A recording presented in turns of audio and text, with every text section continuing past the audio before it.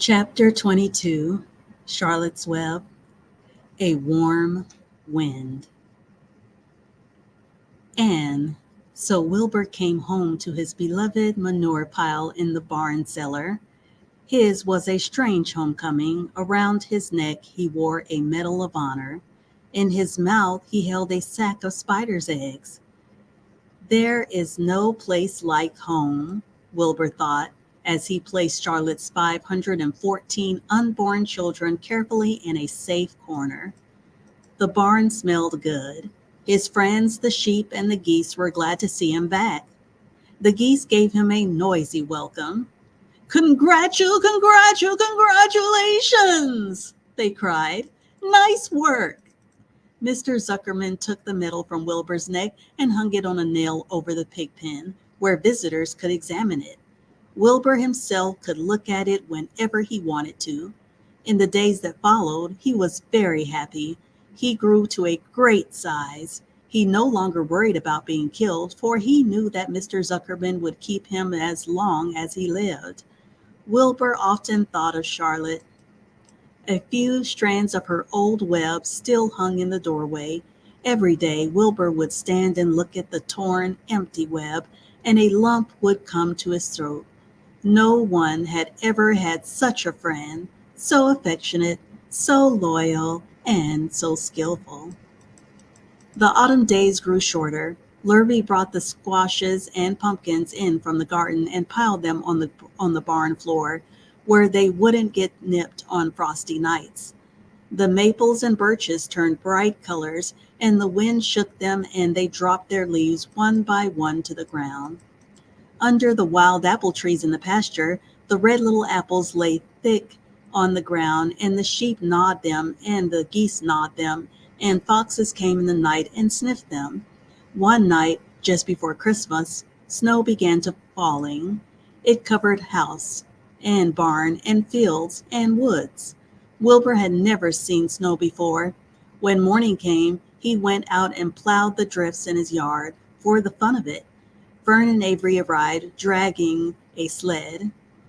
They coasted down the lane and out onto the frozen pond in the pasture.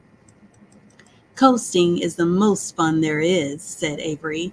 The most fun there is, retorted Fern, is when the Ferris wheel stops and Henry and I are in the top car and Henry makes the car swing and we can see everything for miles and miles and miles.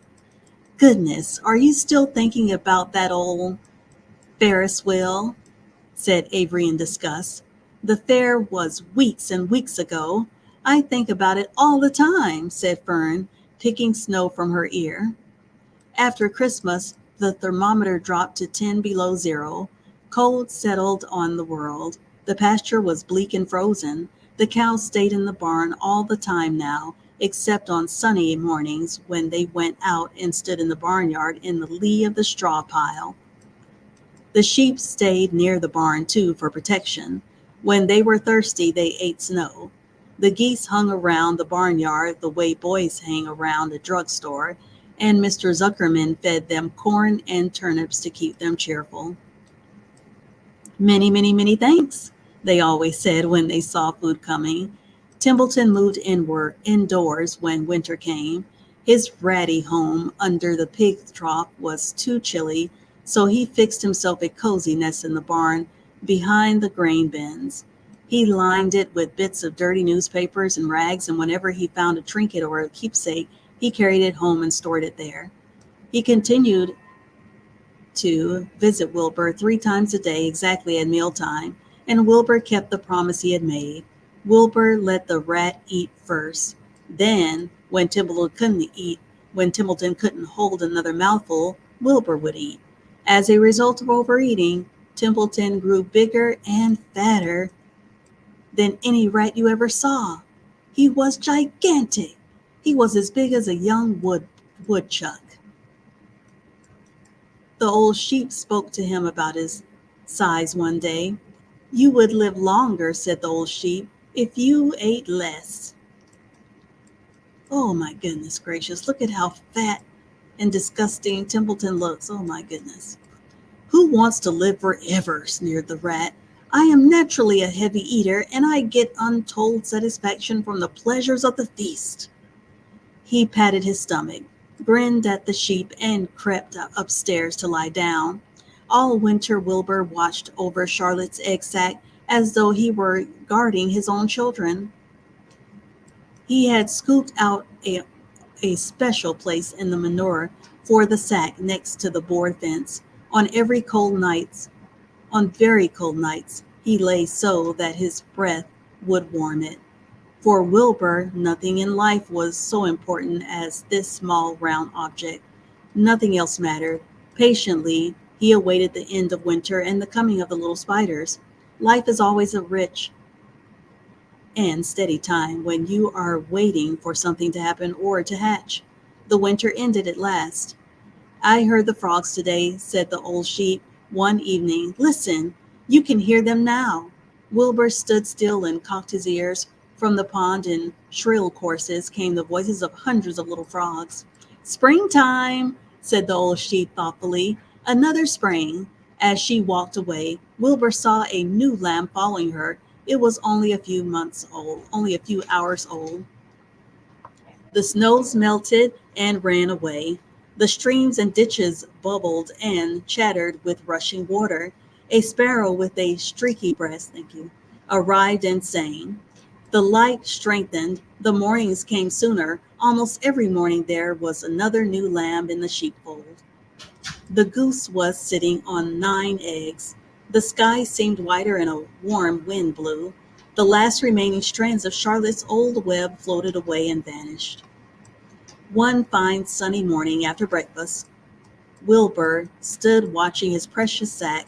He wasn't thinking of anything much. As he stood there, he noticed something move. He stepped closer and stared. A tiny spider crawled from the sack. It was no bigger than a grain of sand, no bigger than the head of a pin. Its body was gray with a black stripe underneath. Its legs were gray and tan. It looked just like Charlotte. Wilbur trembled all over when he saw it. The little spider waved at him. Then Wilbur looked more closely. 2 more little spiders crawled out and waved. They climbed round and round on the sack, exploring their new world. Then 3 more little spiders, then 8, then 10. Charlotte's children were here at last. Wilbur's heart pounded. He began to squeal. Then he raced in circles, kicking manure into the air. Then he turned a backflip. Then he planted his front feet and came to a stop in front of Charlotte's children. Hello there, he said. The first spider said hello, but its voice was so small Wilbur couldn't hear it. I am an old friend of your mother's, said Wilbur. I'm glad to see you. Are you all right? Is everything all right? The little spiders waved their forelegs at him. Wilbur could see by the way they acted that they were glad to see him. Is there anything I can get you? Is there anything you need? The young spiders just waved. For several days and several nights they crawled here and there, up and down, around and about, waving at Wilbur, trailing tiny drag lines behind them and exploring their home. There were dozens and dozens of them. Wilbur couldn't count them, but he knew that he had a great many new friends. They grew quite rapidly. Soon each was as big as a BB shot. They made tiny webs near the sack. Then came a quiet morning when Mr. Zuckerman opened a door on the north side. A warm draft of rising air blew softly through the barn cellar. The air smelled of the damp earth, of the spruce woods, of the sweet springtime. The baby spiders felt the warm updraft. One spider climbed to the top of the fence. Then it did something that came as a great surprise to Wilbur. The spider stood on its head, pointed its spinnerets in the air, and let loose a cloud of fine silk. The silk formed a balloon. As Wilbur watched, the spider let go of the fence and rose into the air. Goodbye, it said as it sailed through the doorway. Wait a minute, screamed Wilbur. Where do you think you're going? But the spider was already out of sight. Then another baby spider crawled on the top of the fence, stood on its head, made a balloon and sailed away. Then another spider, then another. The air was soon filled with tiny balloons, each balloon carrying a spider. Wilbur was frantic. Charlotte's babies were disappearing at a great rate. And there's the spiders floating, and Wilbur crying. Come back, children, he cried. Goodbye, they called. Goodbye, goodbye. At last, one little spider took time enough to stop and talk to Wilbur before making its balloon. We're leaving here on the warm updraft. This is our moment for setting forth. We are aeronauts, and we are going out into the world to make webs for ourselves. But where? Asked Wilbur. Wherever the wind takes us, high, low, near, far, east, west, north, south, we take to the breeze. We go as we please. Are all of you going? Asked Wilbur. You can't all go. I would be left alone with no friends. Your mother wouldn't want that to happen, I'm sure. The air was now so full of balloonists that the barn cellar looked almost as though a mist had gathered. Balloons by the dozen were rising, circling and drifting away through the door, sailing off on the gentle wind. Cries of goodbye, goodbye, goodbye came weakly to Wilbur's ears. He couldn't bear to watch any more. In sorrow, he sank to the ground and closed his eyes. This seemed like the end of the world, to be deserted by Charlotte's children. Wilbur cried himself to sleep. When he woke, it was late afternoon. He looked at the egg sack. It was empty. He looked into the air. The balloonists were gone. Then he walked drearily to the doorway where Charlotte's web used to be. He was standing there, thinking of her, when he heard a small voice. Salutations, it said. I'm up here. So am I, said another tiny voice. So am I, said a third voice. 3 of us are staying. We like this place and we like you. Wilbur looked up. At the top of the doorway, 3 small webs were being constructed. On each web, working busily, was one of Charlotte's daughters. And there are the spiders there. Can I take this to mean, asked Wilbur, that you have definitely decided to live here in the barn cellar and that I am going to have 3 friends? You can indeed, said the spiders. What are your names, please? Asked Wilbur, trembling with joy. I'll tell you my name, replied the first little spider, if you'll tell me why you are trembling. I'm trembling with joy, said Wilbur. Then my name is Joyce, said the first spider. What was my mother's middle initial?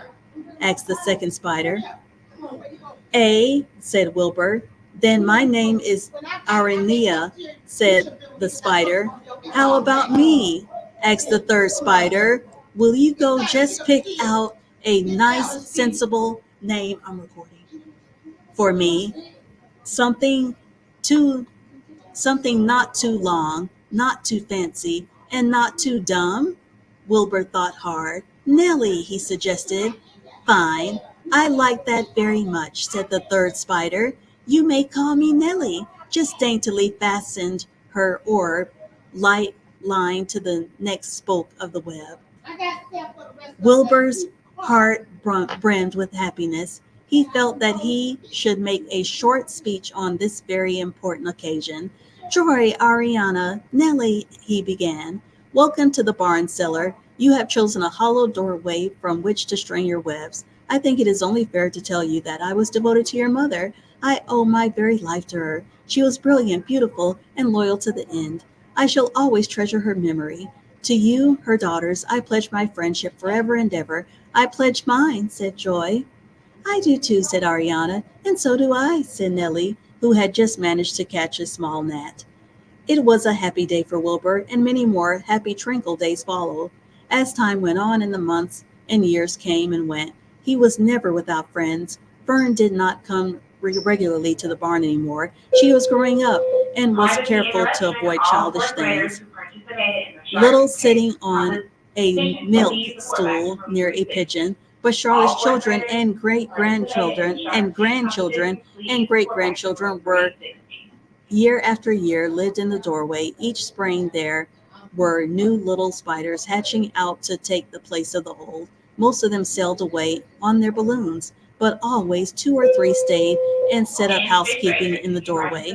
Mr. Zuckerman took fine care of Wilbur all the rest of his days, and the pig was often visited by friends and admirers, for nobody ever forgot the year of his triumph and the miracle of the web.